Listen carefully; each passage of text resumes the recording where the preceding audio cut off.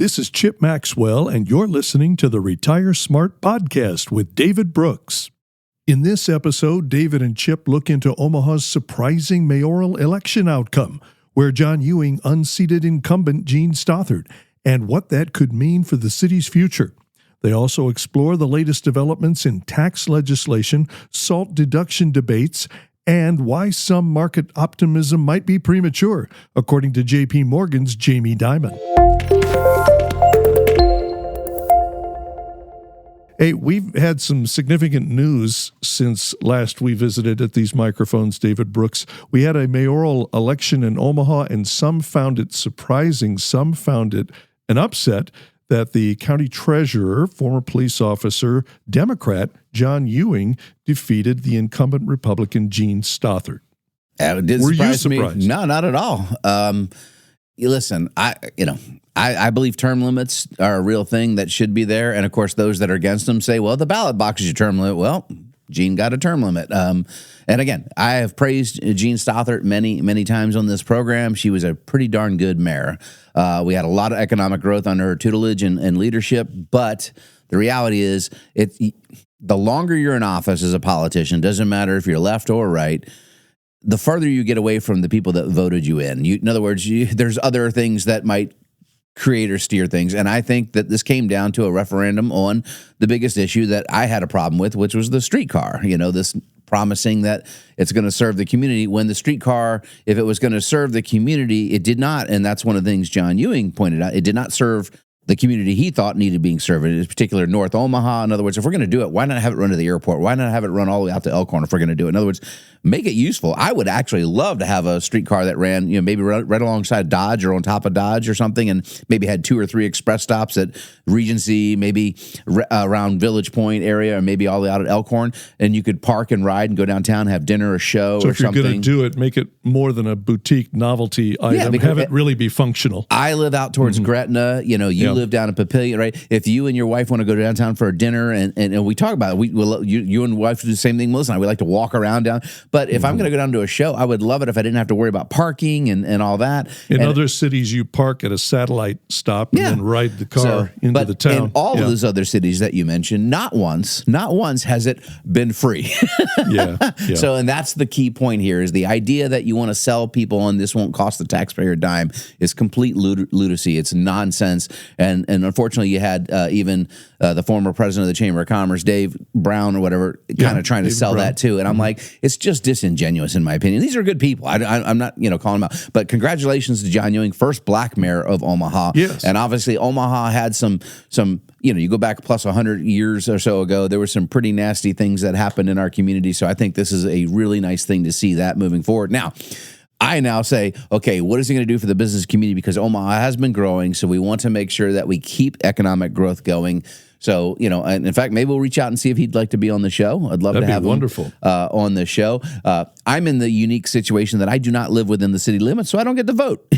However, I run a business that employs almost 50 full-time employees here, so I bring a lot of economic benefit to the city, right? Mm-hmm. And so you're a stakeholder. How do I get a say, when I don't get to vote in the election? So that's a unique viewpoint. But anyway, congratulations to Mr. Ewing. And, my dad is a retired police officer. I'm a big believer in helping support law enforcement. I think law enforcement does bring a unique, because they have a lot of challenges in their day-to-day life. So I think anybody that's served for any length of time in law enforcement can become a pretty good politician, because law enforcement deals with negotiation, compromise every day. Well, I can tell you this much, David. I think you will find, I don't know John Ewing that well. I do know him from what I know of John Ewing, fine husband, fine father, fine man, as you say, a former police officer. He's been a county servant, public official.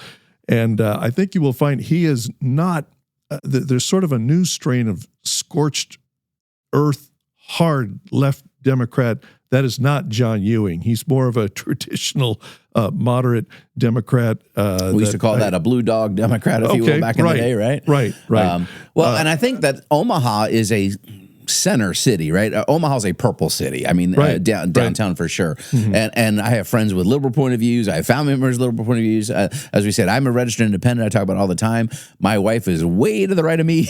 I am a little center right, I guess. I'm fiscally conservative, and so I like to see the economics of things, which is why I think we could pivot into. And I have no idea what you've got teed up on the show today, but we have the tax bill. The first run of it got out of the committee in the House, and there's some things I like, some things I don't really like. But anyway, let's talk about it. So, what do you like? Well, they've got people holding back the votes on the SALT deduction. Now, personally, I want to make sure we're clear.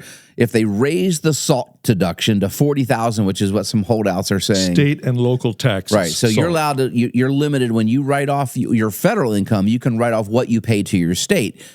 That was unlimited prior to this tax bill going in effect back in 2017.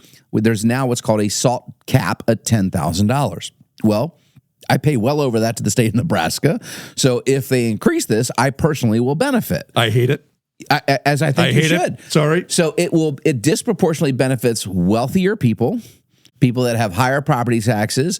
And so if you're telling me I can write off $40,000, guess what? I'll use all $40,000 of it. And it rewards states that are not fiscally responsible. Correct. So it's making taxpayers in states that don't even charge income tax. I don't begrudge you a tax break, but I don't like it as a policy. No, and I'm not for it either. And yet I'm going to benefit. I mean, if that goes in, that is literally going to put. I mean, I am a 37% tax bracket, an extra $30,000. So that's almost $10,000 in my pocket every year. Thank you very much, right? And I'll take it. I mean, that's what I do. I look at the tax code and I take advantage. But that's a $10,000 tax break to me.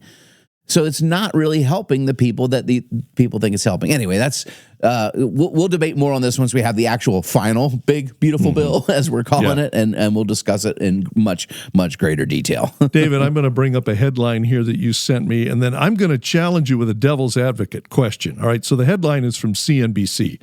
J.P. Morgan CEO Jamie Dimon. Jamie Dimon, J.P. Morgan Chase CEO. We quote him often on this show. Dimon says markets are too complacent on tariffs, expects S&P 500 earnings growth to collapse. But now my devil's advocate to Jamie Dimon, to you and others, because you guys are not alone, are you chicken littles who refuse to see sunshine and blue skies? No. The reality is, so the market did this V-shaped recovery as if all is well and everything is settled. When in what sense was it a V? So the market shot down basically 20% and rallied right back up very quickly in less than 6 weeks. So if you were to look at a chart, it looks like a V versus more of a slow rise back up, a little wider slope or a 45-degree angle typically. So this violent rebound back up is assuming that everything has been settled when all we've had is the framework and a pause of the main trading partner, China, in this instance. They basically said, okay, we're going to charge them 30%, not 145% for the next 90 days while we work out the framework. And that was, of course, Treasury Secretary Bessent went to Switzerland and met with the delegation from China, and that's what they came out with. And the market has used that as this big, everything's settled. Well, no, it's not. And then just this week, I don't think I even sent you the headline, but China accused us of being disingenuous in those trade talks that are ongoing, in particular to Huawei or Huawei, whatever the company that is their version of Apple, if you will, right? Anyway, so there's a lot to be settled. And on top of that, we're seeing that the earnings estimates have been going down every single day from major Wall Street firms. And that's what Jamie Dimon's talking about. Listen, for this price, we were rich, right? The market was overbought, if you will, to begin with. And then we had this correction, which brought it back to at least more normalized values. So now it's back up at lofty goals, which means we're expecting 18 or 20% growth on earnings. And I don't see that. I see 8 or 9% growth on earnings. And so that means the stock market is probably mispriced. It doesn't mean it won't go higher, though, Chip. So there's no chicken little in it. It's just, we're just telling you what traditional metrics tell you about, gives us an inclination of, is it a higher probability or lower probability at this time that the market will continue on to new highs or retest at least some of these lows. And the probability says we'll have a retest. It doesn't mean it's going to happen.